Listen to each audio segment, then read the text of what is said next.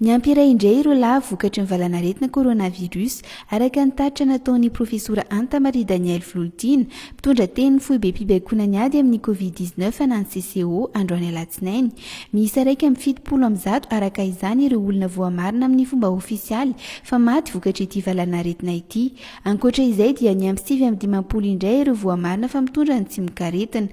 COVID-19 tao anatin'ny 420 ora farany ka ny 370 amin'izy ireo dia avy eto Manga avokoa. Mahatratra 4,703 sy roa alina araka izany isan'ireo efa voa sy vaovao ny koronavirus hatramin'ny atombohan'ny valanaretina teto Madagasikara. Tafakatra 3,900 sy iray alina ireo olona sitrana soamantsara ka tsy mamindra intsony satria ny amin'ny 770 indray izy ireo androany alatsinainy araka ny tatra nataon'ny CCO.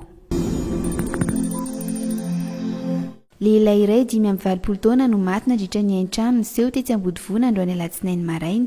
Raha araka fitateran'ny Lehilahy kolonely Tina Razafy manahaka lehibe ny mpamonjy voina teny an-toerana dia tsy tafavoaka ny efitrano misy azy io lehilahy io ka izay no nahatonga ny fahafatesana. Ankoatra ity raim-pianakaviana maty kilan'ny afo ity dia trano roa no rava izay nifanakaiky teo. Ny trano lehibe nisy ny tokantrano ilain'ny arambona ny iray izay sekoly ny ao amin'ny rihana ambany. Trano hazo mifanolobodi-rindrina aminy ny iray. Trano iray teo ampita ihany koa no efa azon'ny lehilahy saingy tsy dia be loatra ny fahasimbana tamin'ity trano fahatelo ity. Mbola tsy fantatra hatreto ny antony nahatonga ilay HAINTRANO raha ny fanazavana no entin'ny mpamonjy voina. Tamin'ny 9 ora sasany no nanomboka ny rehitra ny afo tamin'ny 10 ora latsaka tany vao tena maty tanteraka. Amin'ity herinandro ity no anatanterahina ny fionan'ireo lehiben'ny kooperativa sy ny tompona ndraiky fanjakana mba hiomanana amin'ny fiverenana ny fitateram-bahoaka. Nanambara nefa ny ministra ny fitaterana, ny fizahantany ary ny famantarana ny toetrandro Mandranto fa tsy midika izany fa hiverina hiasa ny fitateram-bahoaka. Fiomanana fotsiny no atao izy mba hitandrovana ny fiparitahany valanaretina rehefa miverina miasa ireo fiara fitateram-bahoaka.